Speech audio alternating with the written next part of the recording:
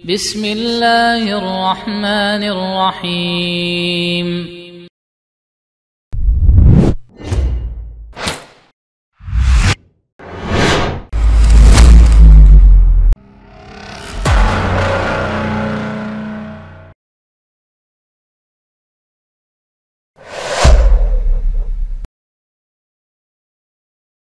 Assalamualaikum warahmatullahi wabarakatuh. Innal hamdalillah nahmaduhu wa nasta'inuhu wa nastaghfiruh wa na'udzu billahi min shururi anfusina wa sayyiati a'malina. May yahdihillahu fala mudhillalah wa may yudlil fala hadiyalah. Asyhadu an la ilaha illallah wahdahu la syarikalah wa asyhadu anna Muhammadan abduhu wa rasuluh sallallahu alaihi wa ala alihi wa sahabatihi ajma'in wa man tabi'ahum bi ihsanin ila yaumiddin. Ya ayyuhalladzina amanu taqullaha haqqa tuqatih wa la tamutunna illa wa antum muslimun. Ya ayyuhan nasu taqu rabbakumul ladzi khalaqakum min nafsin wahidah wa khalaqa minha zawjaha wa batha minhuma rijalan katsiran wa nisaa wattaqullaha alladzi tasaaluna bihi wal arham innallaha kana 'alaikum raqiba. Ya ayyuhalladzina amanu taqullaha wa qulu qawlan sadida yuslih lakum a'malakum wa yaghfir lakum dhunubakum wa may yuti'illaha wa rasulahu faqad faza fawzan 'azima. Amma ba'd. Fa ikhwani fid din, jamaah salat Jumat kaum muslimin yang saya cintai dan saya muliakan, rahimani wa rahimakumullah. Semoga Allah subhanahu wa ta'ala senantiasa mencurahkan rahmatnya kepada kita sekalian. Kita sering mengucapkan alhamdulillah, segala puji hanya milik Allah subhanahu wa ta'ala. Mengapa jamaah sekalian? Minimalnya ada dua sebab utama mengapa hamba harus selalu memuji Allah subhanahu wa ta'ala. Yang pertama adalah karena Allah hanya dialah satu-satunya yang pantas untuk dipuji. Sebab hanya dia pemilik sifat-sifat kesempurnaan, hanya dia pemilik kemuliaan, keagungan, kebesaran yang hakiki. Semua selain dia penuh dengan kekurangan. Semua selain dia kecil, rendah, hina di hadapannya. Dan semua selain dia butuh kepadanya. Dialah yang maha kuat lagi maha kaya. Semua selain dia lemah dan butuh kepadanya. Maka Allah adalah pemilik kesempurnaan, keagungan, kemuliaan dan kebesaran, serta semua sifat-sifat mulia tanpa memiliki kekurangan sedikit pun. Oleh karena itu hanya dia yang pantas dipuji. Sebagaimana kita meyakini hanya dia yang pantas untuk disembah. Sebab yang kedua jamaah sekalian, mengapa kita harus selalu memuji Allah Azza wa Jalla? Karena Allah adalah zat yang maha baik kepada kita, yang mencurahkan segala kenikmatan, yang memberikan kita rezeki. Hanya dia yang satu saja yang memberikan segala kebaikan kepada kita. Wa ma bikum min ni'matin faminallah. Apapun nikmat yang ada padamu, maka itu datangnya dari Allah. Wa ma min dabbatin fil ardi illa 'alallahi rizquha. Tidak ada satupun yang berjalan di muka bumi kecuali Allah yang menjamin rezekinya. Semua kebaikan yang kita dapatkan, semua nikmat yang kita rasakan datangnya dari Allah subhanahu wa ta'ala. Maka hanya dia yang pantas untuk kita puji. Dan nikmat yang Allah berikan kepada kita mencakup nikmat dunia berupa kesehatan, kekayaan kita, kecukupan rezeki yang Allah berikan, nikmat keluarga dan lain-lain. Yang kedua jemaah sekalian, nikmat hidayah, nikmat agama, nikmat salat, nikmat puasa, nikmat ilmu dan amal, nikmat Al-Quran, dan nikmat diutusnya kepada kita Nabi Muhammad SAW. Inilah nikmat terbesar dalam hidup kita, karena inilah kunci segala kebaikan di dunia dan di akhirat. Oleh karena itu jemaah sekalian, di awal surat Al-Kahfi, Allah Subhanahu wa ta'ala memuji dirinya dan mengingatkan kita untuk memujinya karena nikmat yang besar ini. Alhamdulillahilladzi anzala ala abdihil kitaba wa lam yaj'al lahu iwaja. Segala puji bagi Allah yang telah menurunkan kepada hambanya Muhammad sallallahu alaihi wa ala alihi wasallam Al-Quran, dan Allah tidak menjadikan dalam Al-Quran itu ada kebengkokan. Al-Quran semuanya lurus, semuanya membimbing kita, mengarahkan kita ke jalan yang lurus. Jadi Allah memuji dirinya sendiri yang bermakna perintah kepada kita untuk memujinya karena nikmat terbesar yang Allah berikan kepada kita, yaitu diturunkannya Al-Quran dan diutusnya Nabi Muhammad sallallahu alaihi wa ala alihi wasallam. Kemudian jemaah sekalian, Allah jelaskan nikmat diutusnya Nabi Muhammad sallallahu alaihi wasallam dan diturunkannya Al-Quran untuk mengingatkan kepada kita tiga hal. Qayyiman liyunzira ba'san syadidan min ladun. Yang pertama kata Allah, Al-Quran kitab yang lurus itu, dengannya Nabi Muhammad SAW mengingatkan manusia azab yang sangat dahsyat dari Allah Subhanahu wa ta'ala. Ini yang pertama jemaah sekalian, di antara nikmat yang kita rasakan dengan diutusnya Nabi Muhammad SAW dan diturunkannya Al-Quran, mengingatkan kita jangan sampai mengikuti jalan yang menyimpang, jangan sampai menentang perintah Allah, jangan sampai kita melanggar aturan-aturan Allah, karena ada azab yang sangat dahsyat dari Allah Subhanahu wa ta'ala. Apakah azab di dunia ataukah azab di alam kubur?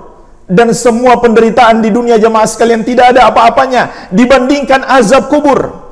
Ataukah azab di padang mahsyar di hari kebangkitan, satu hari yang lamanya seperti 50.000 tahun di dunia, dan azab di hari itu lebih dahsyat daripada semua azab kubur. Kemudian yang paling dahsyat adalah azab neraka. Setelah padang mahsyar, setelah manusia diadili, kemudian manusia terbagi dua, ada yang masuk ke dalam surga, ada yang masuk ke dalam neraka. Maka ini diantara tugas Nabi kita yang mulia sallallahu alaihi wasallam sebagai bentuk kasih sayang Allah dan juga sifat kasih sayang Nabi Muhammad sallallahu alaihi wasallam. Maka beliau mengingatkan kita azab yang sangat dahsyat dari Allah Subhanahu wa ta'ala. Jangan sampai kita memilih jalan yang menentang Allah, tidak mau mengikuti jalan Allah, sehingga kita mendapatkan azab yang sangat pedih.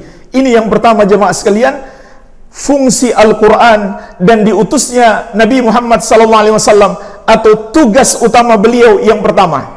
Yang kedua kata Allah, wa yubashshiral mu'minina alladhina ya'maluna as-salihati anna lahum ajran hasana makithina fihi abada. Dan Nabi Muhammad SAW itu ditugaskan oleh Allah untuk memberi kabar gembira kepada orang-orang yang beriman. Maka tugas Nabi SAW yang kedua adalah mengajak manusia beriman kepada Allah dan memberi kabar gembira kepada mereka yang melakukan amal-amal saleh. Apa yang Allah akan berikan kepada mereka? Bahwasannya untuk mereka balasan yang baik. Makithina fihi abada, mereka akan kekal di dalam surga selama-lamanya. Ini tugas Nabi SAW yang kedua, mengajak manusia beriman kepada Allah, yaitu menyembah hanya kepada Allah, menuhankan hanya Allah yang satu saja, dan tidak boleh membenarkan atau menyetujui peribadahan kepada selain Allah. Tidak boleh pula mempersembahkan ibadah itu untuk selain Allah Subhanahu wa ta'ala. Karena keimanan itu jemaah sekalian, keimanan kepada Allah Subhanahu wa ta'ala selalu memiliki dua bagian. Di surat Al-Baqarah Allah Azza wa Jalla menegaskan, barang siapa yang ingkar kepada tagut, yaitu ingkar kepada semua yang disembah selain Allah, kemudian dia beriman kepada Allah. Jadi nggak cukup dia mengatakan beriman kepada Allah, tapi dia juga harus mengingkari semua peribadahan kepada selain Allah. Maka siapa yang melakukan itu, kata Allah, faqad istamsaka bil urwatil wuthqa, dia telah berpegang teguh dengan tali yang sangat kokoh. Tali yang sangat kokoh itu adalah tali keimanan, yaitu la ilaha illallah, puncak keimanan seorang muslim. Dan pondasi utama dari keimanan adalah la ilaha illallah, sebagaimana sabda Nabi SAW, al-imanu bid'un wa sab'una syu'bah, fa'alaha qawlu la ilaha illallah, wa adanaha imatatul adha 'anit tariq, wal haya'u syu'batun minal iman. Iman itu ada 70 lebih cabangnya. Yang paling tinggi adalah ucapan la ilaha illallah, dan paling rendah adalah mengeluarkan sesuatu yang mengganggu dari jalan, dan malu itu bagian dari iman. Jadi semua amal soleh jemaah sekalian adalah bagian dari keimanan kepada Allah. Namun puncaknya yang tertingginya sekaligus pondasinya yang paling utama adalah la ilaha illallah. Inilah tugas Nabi Muhammad SAW, mengajak manusia menyembah hanya kepada Allah, beriman kepadanya, dan mengimani semua yang dia wajibkan untuk diimani, seperti beriman kepada para malaikat, beriman kepada kitab-kitabnya, beriman kepada para rasulnya, beriman kepada hari kiamat, beriman kepada takdir Allah baik dan buruknya, dan melakukan amal-amal soleh. Dan Allah menjanjikan, barang siapa yang hidupnya dalam keadaan beriman dan beramal soleh, dan dia pertahankan terus sampai dia pergi meninggalkan kehidupan dunia ini, sebagaimana kata Allah, wa'bud rabbaka hatta ya'tiyakal yakin, beribadahlah kepada Rabbmu sampai datang kepadamu kematian, maka anna lahum ajran hasanah, bagi mereka ada balasan yang baik, makithina fihi abada, mereka akan kekal di dalam surga itu untuk selama-lamanya. Wabillahi taufik.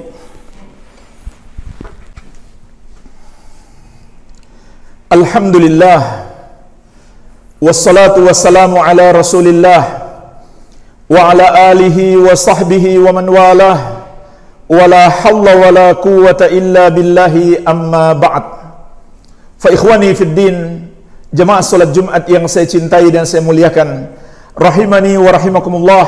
Semoga Allah Subhanahu wa taala senantiasa mencurahkan rahmatnya kepada kita sekalian. Kemudian tugas Nabi sallallahu alaihi wasallam yang ketiga, kata Allah, wa yunziral ladzina qalu ittakhadallahu walada, dan Muhammad ditugaskan untuk mengingatkan orang-orang yang berkata Allah punya anak. Inilah di antara tugas penting Nabi kita yang mulia Muhammad sallallahu alaihi wasallam, diutus ke muka bumi ini dan diturunkan kepada beliau Al-Quran untuk mengajarkan manusia bahwa Allah lam yalid wa lam yulad, tidak beranak dan tidak diperanakan, dan mengingatkan mereka yang berkata Allah punya anak. Imam Al-Qurtubi rahimahullah dalam tafsir beliau menjelaskan, umat yang mengatakan Allah punya anak ada 3 golongan. Yang pertama, orang-orang musyrik Arab yang berkata malaikat adalah anak perempuan Allah. Yang kedua, orang-orang Yahudi yang mengatakan Uzair adalah anak Allah. Yang ketiga, orang-orang Nasrani yang berkata Isa adalah anak Allah Subhanahu wa taala. Maka di antara tugas Nabi Muhammad SAW adalah menyadarkan mereka, mengingatkan mereka bahwa apa yang mereka ucapkan dan apa yang mereka yakini itu salah. Ini tugas penting Nabi Muhammad SAW yang Allah kabarkan kepada kita. Wa yunziral ladzina qalu ittakhadallahu walada, dan Muhammad diberi tugas oleh Allah untuk mengingatkan kaum yang berkata Allah punya anak. Kemudian di ayat yang berikutnya Allah juga menugaskan Nabi Muhammad SAW untuk menyampaikan kepada manusia ma lahum bihi min ilmi wala li abaihim. Tidaklah ucapan mereka itu berdasarkan ilmu, tidak pula nenek moyang mereka yang mengajarkan kepada mereka keyakinan itu. Mereka tidak punya dasar ilmu sedikit pun, tidak ada wahyu dari Allah, tidak ada ajaran seluruh nabi dan rasul yang pernah mengajarkan kepada manusia tentang itu.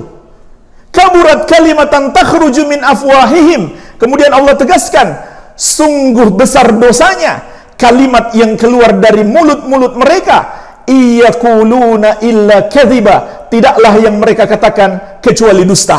Ini diantara tugas Nabi Muhammad SAW yang Allah perintahkan kepada beliau untuk disampaikan kepada manusia.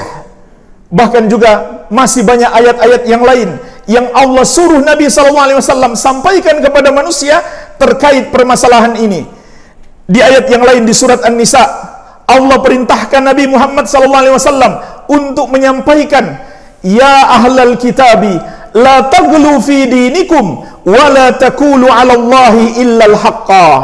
Wahai ahlul kitab, jangan kalian melampaui batas dalam agama kalian. Jangan kalian ucapkan sesuatu tentang Allah kecuali kebenaran.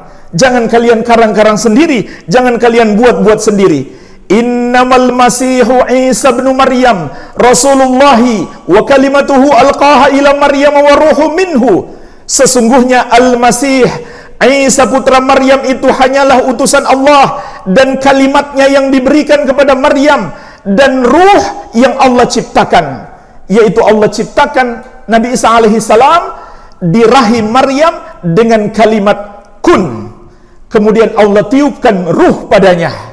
Maka itulah proses penciptaan Nabi Isa alaihi salam. Fa'aminu billahi wa rusulih, maka kata Allah, berimanlah hanya kepada Allah dan kepada para rasulnya semuanya, termasuk Muhammad sallallahu alaihi wa ala alihi wasallam, karena itu juga yang diajarkan oleh Isa alaihi salam.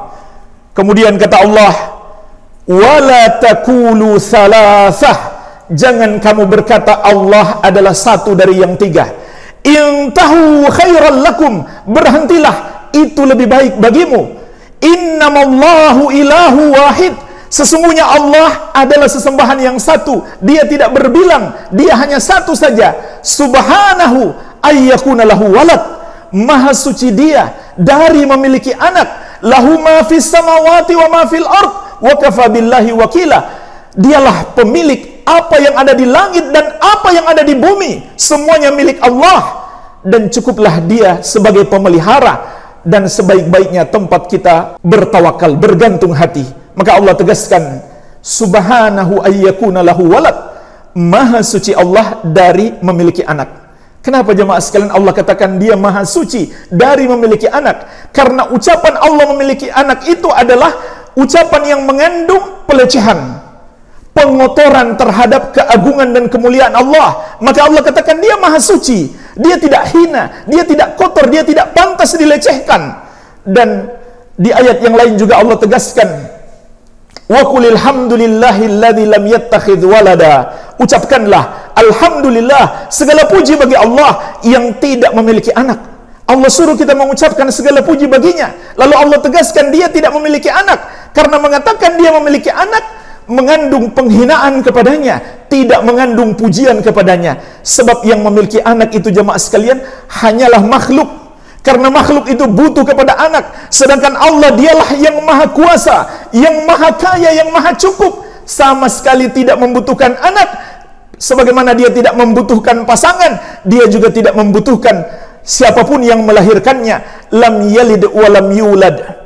Dan juga Nabi SAW ditugaskan oleh Allah Azza wa Jalla untuk mengabarkan kepada manusia, kelak di hari kiamat Nabi Isa alaihi salam akan dimintai pertanggungjawaban. Wa idh qala Allahu ya Isa ibn Maryam a anta qulta lin-nasi ittakhiduni wa ummi ilahaini min dunillah. Ingatlah kata Nabi SAW, kelak di hari kiamat Allah akan bertanya, wahai Isa bin Maryam, wahai Isa putra Maryam, apakah engkau yang mengatakan kepada manusia, jadikan aku dan ibuku sebagai Tuhan selain Allah? Qala subhanaka ma yakunu li an aqula ma laysa li bihaq. Maka Nabi Isa alaihissalam akan menjawab, maha suci engkau. Karena itu ucapan yang mengandung penghinaan kepada Allah. Maka Nabi Isa alaihissalam mengatakan, maha suci engkau, tidak patut aku mengatakan sesuatu yang bukan hakku. In kuntu qultuhu faqad alimtah, andai benar aku yang mengatakan seperti tuduhan mereka, tentu engkau telah mengetahui. Ta'lamu ma fi nafsi wa la a'lamu ma fi nafsik, innaka anta 'allamul ghuyub.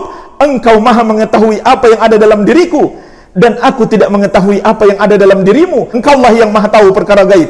Sebagaimana Nabi kita SAW juga diperintahkan untuk menyampaikan, mal masihu ibnu Maryam illa rasulun qad khalat min qablihi rusul wa ummuhu siddiqah kana yakulani taham. Nabi Muhammad SAW disuruh untuk mengajarkan, tidaklah Al-Masih putra Maryam itu kecuali seorang rasul. Telah berlalu sebelum beliau rasul-rasul yang lain, dan ibunya adalah seorang yang benar. Kana yakulani ta'am, keduanya makan makanan. Kenapa jemaah sekalian? Ada urusan apa cuma makan makanan lalu Allah sebutkan dalam Al-Quran? Maksudnya untuk mengingatkan kita, beliau manusia biasa, butuh kepada makanan. Beda dengan Allah yang pantas disembah, sama sekali tidak membutuhkan siapapun atau membutuhkan apapun. Allah dia yang maha kuat, yang maha kaya. Seluruh makhluk bergantung kepadanya, seluruh makhluk butuh kepadanya. Sebagaimana Rasulullah SAW juga diperintahkan oleh Allah Azza wa Jalla untuk menyampaikan, inna mathala Isa indallahi kamathali Adam khalaqahu min turabin thumma qala lahu kun fayakun. Sesungguhnya perumpamaan Isa di sisi Allah sama saja dengan perumpamaan Adam. Allah ciptakan Adam dari tanah, kemudian Allah katakan kun, jadilah, maka terciptalah beliau. Begitu pula Nabi Isa alaihissalam, beliau diciptakan oleh Allah Azza wa Jalla, bukan anak Allah. Maka seandainya Isa pantas disembah karena dia lahir tanpa ayah, sesungguhnya Nabi Adam kalau begitu lebih pantas untuk disembah. Beliau bukan hanya lahir tanpa ayah, beliau juga tanpa ibu sekaligus. Sebagaimana Rasulullah SAW disuruh oleh Allah untuk menyampaikan, laqad kafara alladhina qalu innallaha huwal masih ibnu Maryam. Sungguh telah kafir orang-orang yang berkata Allah adalah Al-Masih putra Maryam. Wa qala al-Masihu ya bani Israil abudullaha rabbi wa rabbakum.